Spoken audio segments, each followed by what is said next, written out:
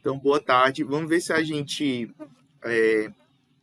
dá uma boa lida, né, na apostila hoje, para ver se a gente conclui na próxima semana, tá certo? Essa apostila e o conteúdo de ética, tá certo? Vamos lá. Alguém gostaria de ler? Eu sei que a gente pode.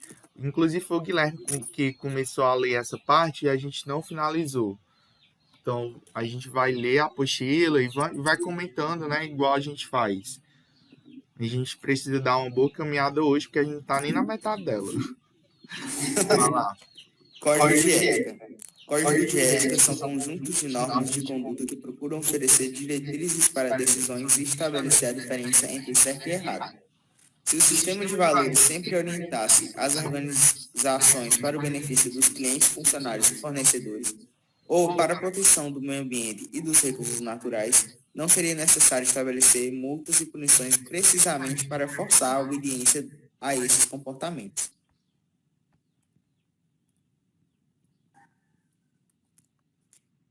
A primeira motivação para que as organizações se preocupem com questões éticas é precisamente a obrigação de seguir esses códigos. Porém, supor que a nova ética, ou qualquer ética, seja motivada apenas pelo receio das punições é incorreto. Muito de preocupação com a ética advém da necessidade de administrar comportamentos que a existência demonstra serem duvidosos. Serão comportamentos certos ou errados? Por exemplo, oferecer presentes para compradores, aceitar presentes de vendedores ou fornecedores, usar em proveito próprio informações da empresa ou fornecê-las para outros, utilizar recursos da empresa ou organização para finalidades pessoais, falar mal ou procurar deliberadamente denegrir a imagem dos concorrentes. É certo ou errado pedir aos funcionários que trabalhem horas extras sem receber remuneração devida em nome do, entre aspas, amor à empresa? É certo ou errado dar aos funcionários ordens que violam princípios legais? É certo ou errado demitir funcionários em nome da eficiência e da economia de recursos? Pode continuar. Algumas dessas questões acabam por tal intranquilidade ou assumir proporções de tal ordem, que criam a necessidade de regulamentação. A ética, portanto, constituiu o alicerce do tipo de pessoa que somos e do tipo de organização que representamos. A reputação de empresa é um fator primário nas relações comerciais, formais ou informais. Quer estas digam respeito à publicidade, ao desenvolvimento de produtos ou a questões ligadas aos recursos humanos. Nas atuais economias nacionais e globais, as práticas empresariais dos administradores afetam a imagem da empresa para a qual trabalham. Assim, se a empresa quiser competir com sucesso nos mercados nacional e mundial, será importante manter uma sólida reputação do comportamento ético. Resumindo, um bom código de ética é um bom negócio. Continua? Deixa eu ver até onde vai demorar. Peraí, vamos só comentar um pouco sobre o que já foi lido. Tem alguns comportamentos aqui que é lógico, vai do pensamento de cada um, até porque essas questões éticas são muito individuais. Mas esses que colocaram aqui, esses questionamentos, eles têm uma posição clara, né? Por exemplo, ele cita algumas situações que, na maioria das vezes, vai ser considerado certo ou errado. Então, por exemplo, oferecer presentes para compradores, né? Por exemplo, numa licitação, né, num órgão público, eu já fui financeiro, já alguns fornecedores já me ofereceram presentes, né, e eu não aceito, né? Um mimo, eu não aceito, por uma questão de vantagem. Ou, por exemplo, você utilizar recursos da empresa para uma finalidade pessoal. Por exemplo, você está lá na sua empresa, utilizar a máquina lá da Xerox para algo pessoal seu, né? Imprimir uma coisa sua ou utilizar recursos da empresa, seja financeiros, dinheiro da empresa, de certa forma, para tirar alguma vantagem pessoal, ou mesmo no lado do chefe, né, pedir para que os funcionários sempre fiquem depois, né, do horário de trabalho, né? Em algumas empresas, tem chefes que fazem isso e consideram isso como realmente uma obrigação do funcionário, né? Ficar seu horário até 5 horas, ou seu horário até 6 horas da tarde. Tem muitas empresas que consideram, ó, vamos terminar esse trabalho, aí às vezes fica meia hora a mais, 40 minutos a mais, uma hora a mais, e não paga mais do que isso, né? Ou então vem aqui no sábado, vem no domingo ajeitar isso. E acaba não remunerando, né, por essas horas extras, em plena convicção do amor à camisa, né? Se concebeu-se esse pedido de trabalhar mais como uma questão de amor à camisa. E muitas vezes o funcionário, por depender daquele emprego, se submete a essas questões. Porque se ele não for fazer, ou não for trabalhar, ou não ficar mais aquela meia hora, o chefe vai olhar com maus olhos e com certeza ele vai perder, né? Perder aquele emprego, né? Principalmente se é no comércio, né? Enfim, né? Em determinadas situações a gente sabe que tá errado, tá violando um preceito legal, tá violando uma questão ética, mas muitas vezes, enquanto funcionário, nós se subjugamos a certas situações pela questão da necessidade, né? A real necessidade em que nos colocamos, né? Diante de certas situações. Alguém levantou a mão? Foi eu. Na primeira, tá? Como você falou, que eu ofereci presentes para os compradores. Eu queria saber se os brindes promocionais também fazem parte disso. Não, isso daí é mais, por exemplo, um vendedor, né? O vendedor vai lá na sua casa, aí ele oferece um brinde, né? Um brinde, alguma coisa, ou então isso acontece mais com fornecedores, né? Com fornecedores e vendedores da empresa. Aí você, de certa forma, você aceita esse presente, né, como uma questão de vantagem. Por exemplo, por exemplo, você trabalha numa empresa mercantil, por exemplo. Você trabalha no mercantil. Aí esse mercantil ele trabalha com diversos, no mercantil ou numa loja, enfim. Qualquer empresa, né? Qualquer empresa tem diversos fornecedores. Aí chega o vendedor lá de algum produto ou algum fornecedor, né, representante comercial lá, e aí esse representante ele oferece um presente, alguma coisa assim, para você pessoal, né? Aí, não de certa forma, ele coloca como uma condição: ó, vou lhe dar o presente para você, de certa forma, me ajudar nas vendas, de certa forma, aceitar o meu produto. Mas, pelo fato de você aceitar o presente, de você ter aceitado, de certa forma, você vai favorecer aquele vendedor, aquele fornecedor na sua empresa pelo favor que ele fez. Mesmo você sendo um funcionário, né?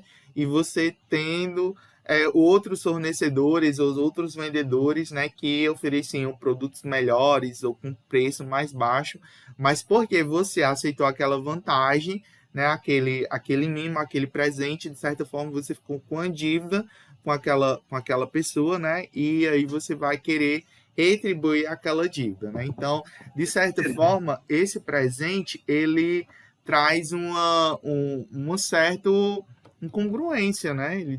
Ele traz uma situação chata, né, para você. Um exemplo desse presente poderia ser o quê? Uma promoção, sei lá, especial só para Perfume, aquele um mês. perfume, uma caixa de chocolate, dinheiro, poderia ser qualquer coisa, né? Qualquer Hum, coisa que a pessoa se achasse de certa forma beneficiada, né? Um ingresso para alguma coisa, para uma festa, sei lá, um mimo, entendeu? Qualquer coisa que talvez ela ganhasse, pode ser até uma coisa simples, mas de certa forma tivesse um certo valor para aquela pessoa, ela já vai considerar aquilo ali como uma vantagem, né, para beneficiar alguém, tá certo? Em detrimento de outra pessoa. Por exemplo, isso acontece muito no setor público, né? Isso já aconteceu comigo várias vezes, não foi nenhuma, nem duas, nem 10, E várias vezes ao longo do tempo que eu era financeiro, e eu trabalhava com licitações, né? Vinha muita empresa de fora, aí eu oferecia, oi, é, eu te, é, eu te dou tá daí, se tu aceitar meu documento tal, se tu ajeitar isso daqui para mim, eu faço isso, entendeu? Vão surgindo essas coisas, né? Para você ajeitar tais coisas e aí vai do caráter seu, né? Da ética. Por isso que essa disciplina, ela é muito importante para vocês, principalmente para vocês, né? Do ramo financeiro, do curso técnico de finanças. Porque quem mexe com dinheiro, quem mexe com documento, quem mexe com burocracia, vai receber essas pressões de todos os tipos, né? E como é que você vai se sobressair, né? Agindo de forma ética, né? Eu acredito que por mais que surjam essas situações, por mais que você esteja necessitado de uma certa você esteja numa situação que realmente você precise daquele emprego, mas se é um emprego que lhe coloca em situações que lhe impõe que você haja de forma antiética ou de forma errada, eu acho que aquele emprego, aquele trabalho não vale a pena. Então, eu sempre primo, né, e sempre primei, né, em agir de forma ética, né? Então, por exemplo, eu sou professor agora, né? Aí vamos dizer que Guilherme deu uma caixa de chocolate para eu dar um ponto para ele, ou por não levar, não fazer com que ele, né, de certa forma, não ficasse reprovado. Ou vamos dizer que, né, vamos dizer que Gabriel fosse meu primo, e aí, por ele ser meu primo, eu vou oferecer, né, uma vantagem, né, a mais, porque ele é meu primo, eu conheço ele, ele é minha família, eu vou, de certa forma, favorecer ele. Não, né? Então, cada profissional, né, deve agir de forma ética, né? Aconteceu uma vez quando eu era aluno, isso na faculdade, que uma professora de uma certa disciplina, ela tinha um aluno dela, né, que era colega meu até então, né, da classe, era esposo dela, né? Eu imagino o conflito ético, né, que ela deve ter passado, né? E assim, é uma pessoa, acredito ela que ela agiu corretamente, até porque era uma pessoa muito séria, né? Muito um psicólogo e tal. Então, assim, é, eu tenho certeza que ela não passou nada para ele, enfim, não deu nenhuma vantagem, né? Mas em todas as profissões vão surgir esses dilemas éticos, em todas as profissões, seja financeiro, seja como professor, seja como administrador, seja como contador, principalmente nessa área financeira, mas em todas as profissões, seja médico, seja do dentista, qualquer profissão vai surgir dilemas éticos e o que vai importar é como você vai se portar diante dessas situações, né? Diante dessas situações críticas, né, que vão estar e vão ser colocadas perante a você.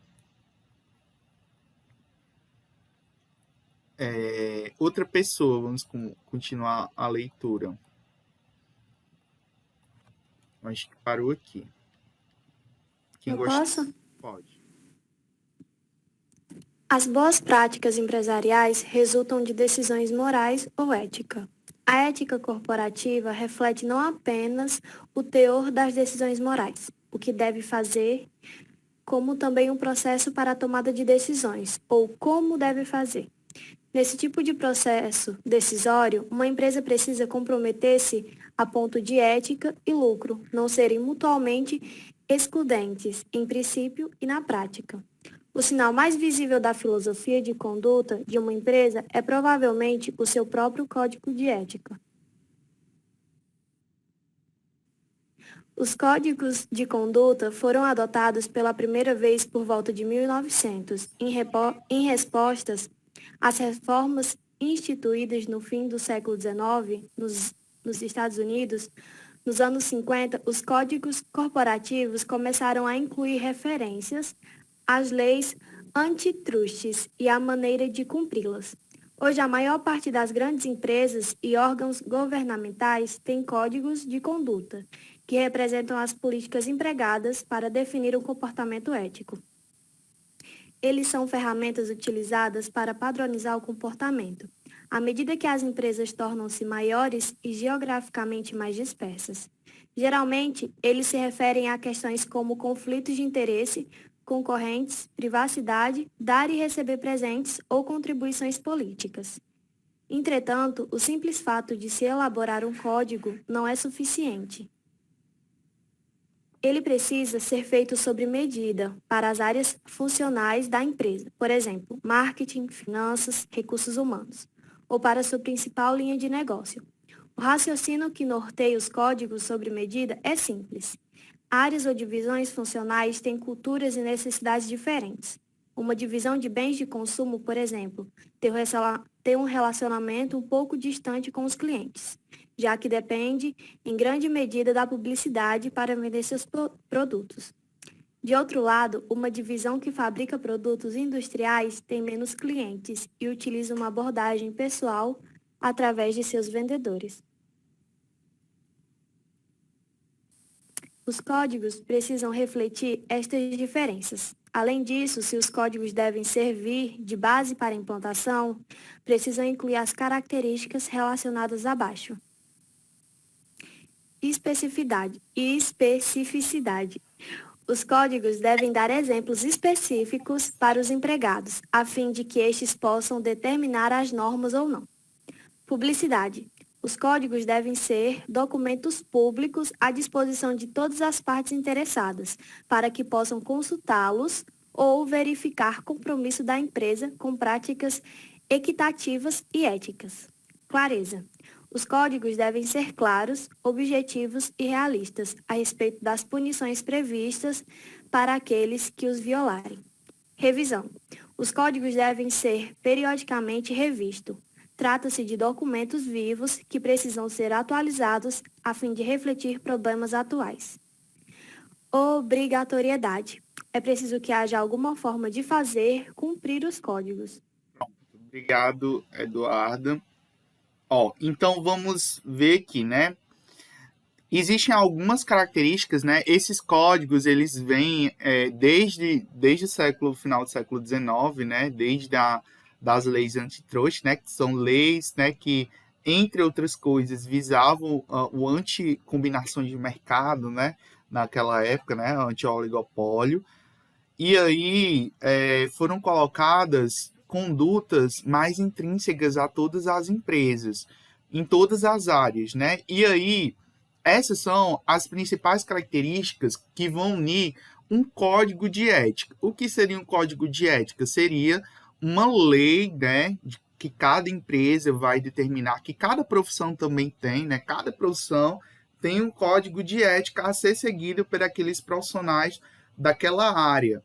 Então, primeiro, especificidade. Então, os códigos, eles são específicos para cada tipo de funcionário e para cada tipo de função. Devem ser públicos, ou seja, todos devem saber, né, e ter à disposição aquele código, né, para saber o que é certo e o que é errado, né, naquela empresa. Devem ser claros para que não haja ambiguidade e nem dubiedade, nem de punições, nem de regras, então deve ter clareza. Devem ser revistos, né, periodicamente serem revistos, né, para ver se atualizar com os problemas, refletir os problemas atuais, e devem ser obrigatórios, ou seja, todos têm que fazer cumprir o que está determinado naquele código. Isso serve tanto para os códigos profissionais, como também para aqueles códigos a serem elaborados por todas as empresas. Todas as empresas grandes ou médias, ou mesmo pequenas, podem ter um código de ética, né, a ser adotado. Gostaria de continuar, Eduarda, ou outra pessoa gostaria de ler? Se ninguém quiser ler, eu posso continuar. Pronto, então pode continuar. Ok. Uma organização deve prever tanto recompensas pelo cumprimento das diretrizes, quanto punições quando ações antiéticas forem identificadas. Quando tais ações não são punidas, espalha-se a noção de que a organização não está realmente interessada na ética. Os funcionários que interagem mais frequentemente com pessoas de fora da companhia e que mais provavelmente tomarão as decisões deveriam assinar declarações de que leram e cumpriram as políticas de ética da empresa. Todos os empregados, no entanto, precisam entender que todos são obrigados a obedecer esses códigos. Além disso, os administradores devem agir como modelos para os outros empregados. Dando bom exemplo, os administradores demonstram e reforçam o comportamento ético esperado dos outros funcionários. Com toda a ambição e a corrupção que permeia o mundo, talvez seja encorajador verificar que há um número crescente de corporações que estão adotando programas internos de treinamento em questões de ética. Esses programas proporcionam uma orientação mais específica do que a contida nos credos para lidar com possíveis problemas éticos e facilitam a percepção e a aplicação prática do código da companhia. Os padrões de ética são reiterados por intermédio dos programas de treinamento, para que considerações de conduta influenciem todo o processo decisório da empresa. Por exemplo, o Chemical Bank, um dos maiores bancos norte-americanos, tem um extenso programa de ensino da ética. Todos os novos empregados participam de uma sessão de orientação, na qual leem e assinam o código de ética do Chemical.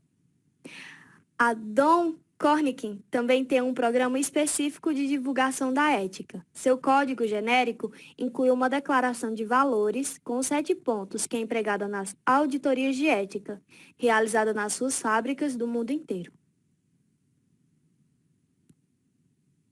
O treinamento normalmente começa com sessões de orientação e discussões abertas a respeito do código de ética da empresa. Essas atividades frequentemente são ilustradas pela utilização de cenários fictícios envolvendo questões éticas que refletem situações que os empregados poderão encontrar no trabalho.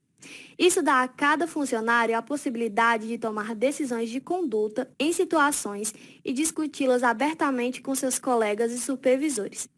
Organizações como a McDonnell Douglas e a General Dynamics empregaram esse cenário de treinamento para que seus códigos deixassem de ser simples documentos e se transformassem em ferramentas úteis para treinar, educar e promover a educação a respeito dos padrões éticos. A existência desses programas específicos cria um clima moral menos ambíguo do que o observado nas empresas que não os têm.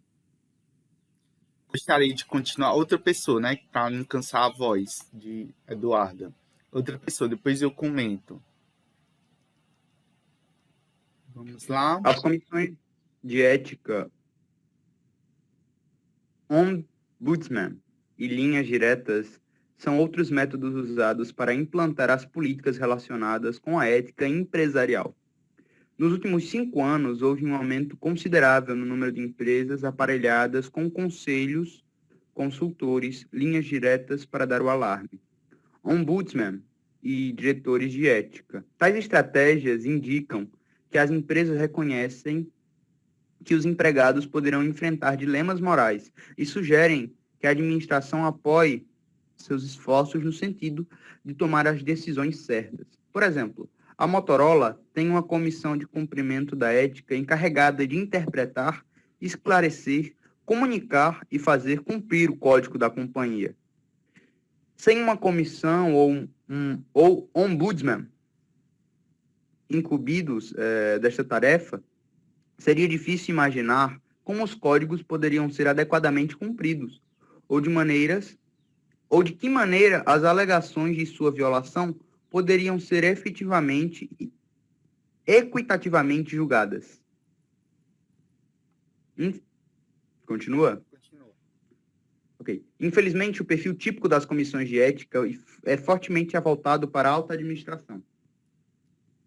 são criadas sem grande representação dos empregados das camadas hierarquicamente menores, ou melhor, menos elevadas. De outro lado, algumas empresas nomearam um ombudsman. Além disso, muitas outras contam com linhas diretas que permitem que os empregados denunciem comportamentos antiéticos. Esses expedientes aumentam a eficácia dos programas de ética das empresas, porque servem como um canal que os empregados podem utilizar para levantar questões ou procurar conselhos a respeito do significado e a explicação dos padrões. Permitem também que os empregados expressem suas preocupações a respeito de represálias. Um outro mecanismo para implantar a ética empresarial é a auditoria de ética. Sua função, social ou moral, é levantar as questões relacionadas aos métodos de fabricação, políticas de recursos humanos, negociações com os fornecedores, relatórios financeiros e técnicas de venda, a fim de descobrir se abusos antiéticos estão ocorrendo. A Dow Corning instituiu há mais de 10 anos uma auditoria nas instalações da companhia no mundo todo. A agenda foi modificada ao longo dos anos, passando de uma discussão padronizada para uma discussão personalizada das questões específicas que têm a ver com áreas funcionais. Nos escritórios de venda com áreas funcionais. Nos escritórios de venda são examinadas questões com vantagens, pedidos incomuns dos clientes e preços especiais. Pronto, pode parar aí.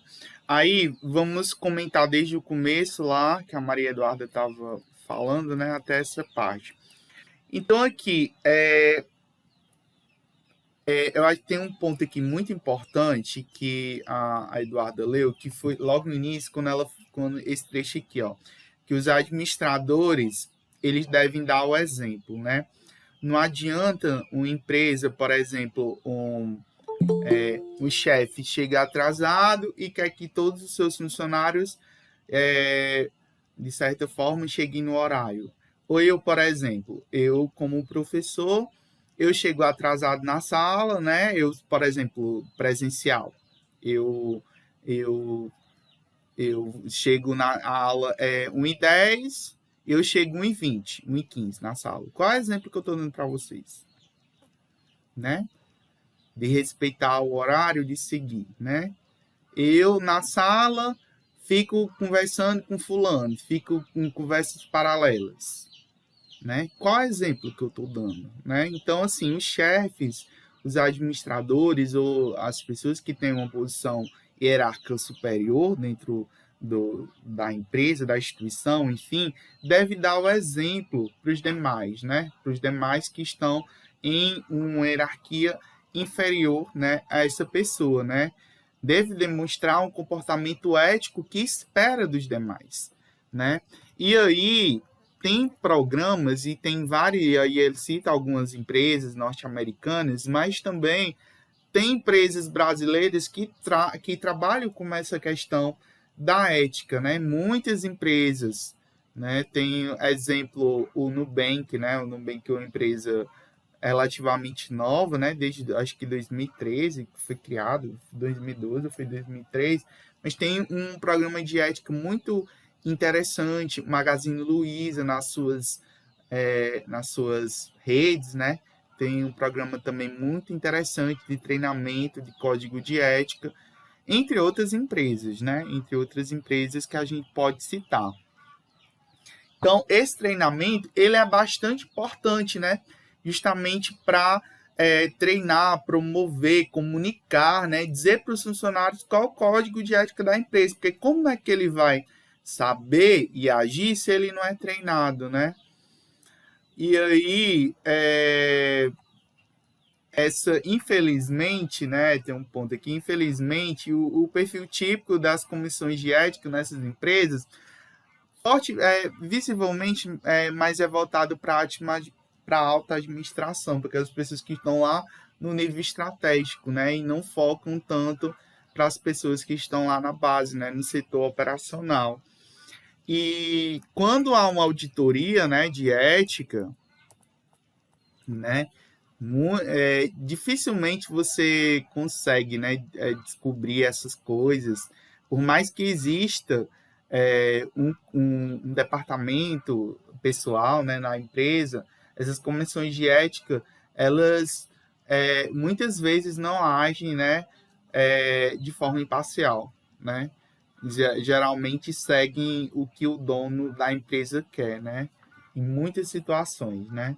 Quando surge algum problema que vai se discutir uma falta de um funcionário, né, por questões éticas, né? Muitas vezes nem existe uma comissão de ética, nem existe uma auditoria, e muitas vezes quem exerce esse próprio papel é o gestor da empresa, né? Que muitas vezes vai olhar pelo lado dele e, de certa forma, não vai agir de forma imparcial, né? Para julgar e ver aquela determinada situação. E aí, vamos passar para os dilemas éticos, né? Os dilemas éticos. Temos 10 minutos aí, dá para a gente finalizar essa parte. Outra pessoa ou o Gabriel gostaria de continuar? Se alguém aparecer, se não. Valéria, que não quis ler hoje. De tu, Valéria. Carol. Tô aqui. Tá bom. Tá bom, né? Vai, Valéria, que tu lê rápido. Tô aqui, Pedro. Tá aqui, né? Rapaz, tá aqui, peraí. Tá dando pra me ouvir? Tá. Tá. Começa de dilemas éticos, né? São situações que forçam alguém a tomar um curso de ação que, embora... Ah, eu tô gripada. Então minha voz tá meio ruim. Não, dá para ouvir perfeitamente. Embora um potencial benefício pessoal ou organizacional, ou ambos, pode ser considerado potencialmente não ético. São situações em que as ações devem ser tomadas, mas sobre as quais não há consenso claro quanto ao que é certo ou errado. O indivíduo fica com o peso de fazer boas escolhas. Um executivo resumiu isso deste modo. Defino uma situação não ética como aquela em que devo fazer algo sobre o qual não vou me sentir bem. A dificuldade dos problemas éticos da atualidade consiste em questionar interesses pessoais com responsabilidade social. Esse debate sobre a ética e a responsabilidade social é muito antigo e acentuou-se recentemente devido a problemas como a poluição, desemprego e proteção dos consumidores, entre muitos outros que sempre envolveram as organizações, públicas ou privadas. Em uma pesquisa realizada por uma revista norte-americana, a maioria dos dilemas éticos relatados pelos gerentes envolvia conflitos com superiores, clientes e subordinados. As questões mais frequentes relacionavam-se com honestidade na publicidade e nas comunicações com a gerência de topo, clientes e agências governamentais. Problemas sobre como lidar com presentes especiais de investimento e comissões também foram relatados significativamente. Os chefes dos gerentes foram acusados de, às vezes, pressionar seus subordinados para se engajarem em tais atividades não éticas, como, por exemplo, apoiar pontos de vista incorretos, assinar documentos falsos, fechar os olhos para malfeitos do chefe e fazer negócios com amigos do chefe. Exemplo, um político de muita influência no governo pede a você um pagamento de $20 mil como taxa de consultoria. Em troca, o político promete ajuda especial na obtenção de um contrato de $10 milhões em contrato de $10 milhões, que geraria um lucro de pelo menos $1 milhão para a sua empresa. Se você não concorda, o contrato irá muito provavelmente para um concorrente. Engraçado, né? É realidade, né? Ele deu um exemplo. Desliga teu microfone, Valéria, que quando eu falo aí fica dando microfonia. Interessante, né? O exemplo que ele traz do dilema ético, né? Um político de muita influência do governo, né? Pede um favor a você, né? Pede um favor a você. Pagamento de 20 mil, vamos colocar reais aí, como uma taxa de uma consultoria.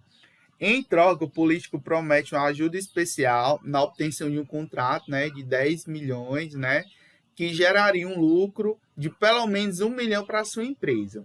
Se a empresa, o gestor, né, não concordar, provavelmente aquele político vai para outra empresa, um concorrente, vai se beneficiar. né? É uma situação que a gente fica pensando para onde é que a gente vai, né? Nós, enquanto humanos, né? O quanto que são situações em que a gente pensa que o mundo não tem salvação, né? Mas voltando aqui para os dilemas éticos. O que são dilemas éticos? São situações, né, em que ações devem ser tomadas, mas sobre as quais não há um consenso claro do que é o certo ou o que é errado, né? São situações que muitas vezes a nossa consciência, que é aquela vozinha, né, que fica martelando na cabeça, a gente sabe o que é certo, né? Mas muitas vezes, por questões pessoais, por questões de certas situações, a gente tem aquele dilema, né? E acaba que fazendo, né, por submeter-se a certas situações, né? Aí, racionalizações para o comportamento não ético. Continua, Valéria, por favor. Tá dando pra ouvir? Tá. Tá escutando? Tô. Tá. Racionalização para o comportamento não ético. Legislação e ética profissional. Porque as pessoas e outras circunstâncias são razoáveis agir não eticamente. Participar de concorrência com informação privilegiada, pagar propina para obter negócio no exterior, falsificar a contabilidade de notas de despesa e outros. Porque você se pergunta, as pessoas fazem coisas como essas? Na verdade, existem pelo menos 4 racionalizações comuns que podem ser usadas para justificar essa má conduta. Convencer-se de que o comportamento não é de fato legal. Depois de fazer algo que pode ser considerado não ético, o racionalizador diz: não é de fato ilegal. Isso expressa uma crença enganosa de que esse comportamento é aceitável, especialmente em situações ambíguas. Quando lidar com situações nebulosas ou limítrofes, nas quais você tem dificuldade para distinguir com precisão entre o certo e o errado, siga um conselho simples. Na dúvida, quanto à decisão ou ação a ser tomada, não o faça. 2. Convencer-se de que o comportamento realmente atende aos melhores interesses de todos. Essa resposta manda a frente da nossa de que se alguém vai se beneficiar daquele comportamento, então ele atende aos melhores interesses.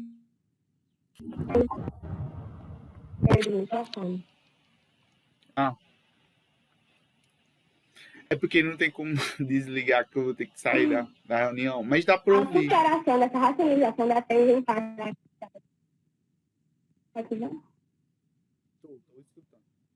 A superação dessa racionalização depende em parte da habilidade de olhar para além dos resultados de curto prazo e dirigir a atenção para as implicações de longo prazo e olhar além dos resultados para os meios pelos quais eles estão sendo obtidos.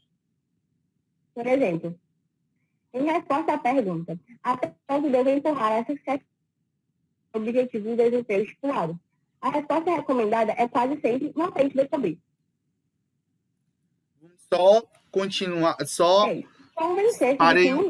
parei um pouquinho, Valéria, só para a gente comentar aqui são os talvez motivos, aqui são os pensamentos racionais, né? São os motivos racionais que levam uma pessoa a agir de forma não ética, né? O agir com uma má conduta, né? O que faz uma pessoa agir, né? A primeira desculpa, né? O primeiro motivo, né? Primeiro, convencer-se de que aquele comportamento não é legal. Por exemplo, seu chefe pede para você falsificar uma nota fiscal.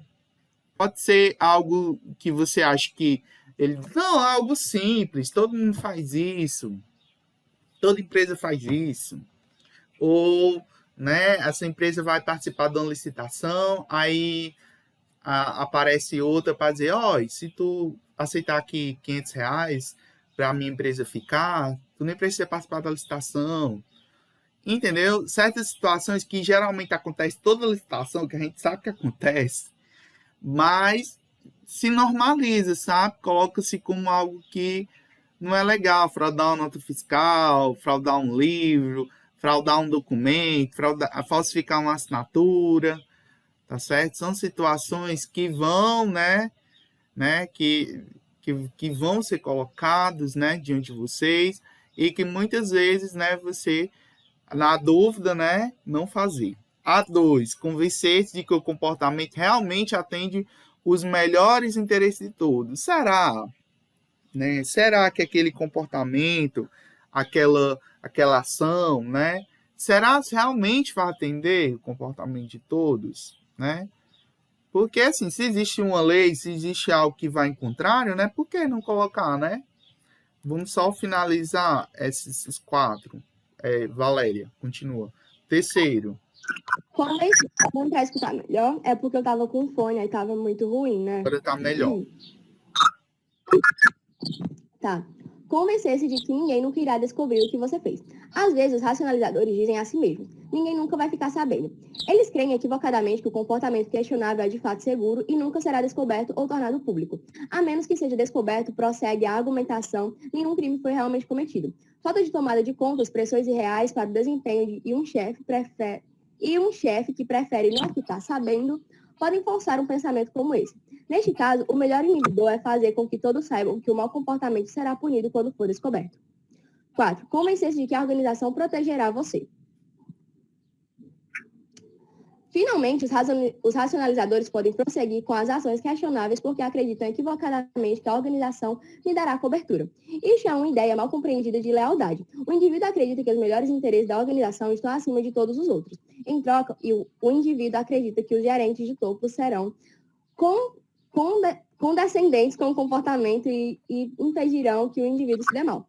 Mas a lealdade à organização não é a desculpa aceitável para o mau comportamento. A lealdade à organização não se deve ficar acima da lei e da moralidade social. Então, só para encerrar a aula, né, e essa parte, né, então, os outros motivos, convencer que ninguém irá descobrir o que você fez, né, aquela história, né, nunca existe crime perfeito, né, por mais que você pense, mais um dia descobre, pode ter certeza. E convencer que a organização vai produzir você. Será, né, será até que ponto, né, será se você vai permanecer naquela organização para sempre, né, então, assim, nada é para sempre, né? Então, assim, tomar cuidado, né? Porque essas questões, às vezes você está lutando por algo que muitas vezes é passageiro, né? E ir de encontro ao seu pensamento, aos seus valores, ao que você acredita, né? Ir contra isso por um emprego momentâneo talvez não valha a pena, né? Então, é isso, né?